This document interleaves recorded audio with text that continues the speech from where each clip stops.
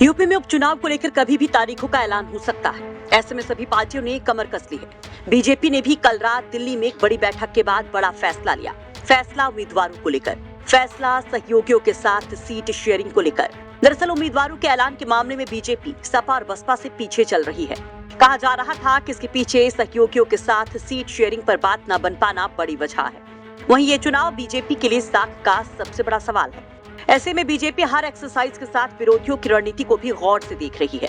मोर्चा खुद सीएम योगी संभाल रहे हैं। ऐसे में कल देर शाम दिल्ली में शुरू हुई बैठक में योगी ने अमित शाह के सामने जहां एक और उपचुनाव की तैयारियों का फीडबैक रखा, तो वहीं उम्मीदवारों को लेकर भी बड़ा फैसला लिया गया। जो जानकारी मिल रही है उसके मुताबिक जयंत चौधरी की तो बल्ले बल्ले हो रही है, लेकिन संजय निषाद को झटका लगता दिख रहा है। दरअसल खबर मिल रही है कि उपचुनाव की 10 सीटों में से 9 पर बीजेपी और 1 सीट पर आरएलडी चुनाव लड़ेंगी। मुजफ्फरनगर की मीरापुर सीट आरएलडी को देने का फैसला हुआ है। 9 सीटों पर भाजपा अपने उम्मीदवार उतारेगी, जिसमें लगभग आधा दर्जन नए चेहरे हो सकते हैं। वहीं बताया जा रहा है कि संजय निषाद मझवा सीट मांग रहे थे, लेकिन बीजेपी ने आरएलडी को 1 सीट के अलावा अन्य किसी भी साझेदार को सीट नहीं दी है। ऐसे में संजय निषाद को बनाने की जिम्मेदारी पार्टी के बड़े नेताओं को सौंपी गई है, जिसमें ब्रजेश पाठक, केशव प्रसाद मौर्य और भूपेन्द्र चौधरी शामिल हैं। वैसे इसके पीछे लोकसभा चुनाव में सहयोगियों के परफॉर्मेंस को भी बेस बताया जा रहा है, जिसमें बेहतर प्रदर्शन आरएलडी का ही था।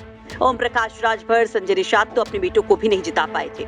वही अनुप्रिया पटेल के खाते में भी बस 1 ही सीट आई थी। हाल ये था कि अनुप्रिया पटेल को भी कड़ी टक्कर मिली थी, जबकि आरएलडी 2 सीटें जीतने में कामयाब रही। वहीं इसकी वजह जाटों में नाराजगी और पश्चिमी यूपी में बीजेपी की पतली हालत को भी बताया जा रहा है। ऐसे में बीजेपी को उम्मीद है कि जयंत चौधरी के सहारे वेस्ट के नैरेटिव को चेंज किया जा सकता है। हालांकि कहा यह भी जा रहा है कि जयंत खैर सीट भी चाहते थे। बहरहाल बताया जा रहा है कि 20 अक्टूबर तक बीजेपी अपने उम्मीदवारों का ऐलान कर सकती है। चलिए अब आपको बता देते हैं कि किन 10 सीटों पर उपचुनाव है। करहल, मिल्कीपुर, कटहरी, कुंदरकी, गाजियाबाद, खैर, मीरापुर, फूलपुर, मंझवा और सीसामऊ पर उपचुनाव होना है। इन सीटों में 5 समाजवादी पार्टी के पास थी, तो आरएलडी निषाद पार्टी की 1-1 सीटें हैं, जबकि बीजेपी की 3 सीटें हैं।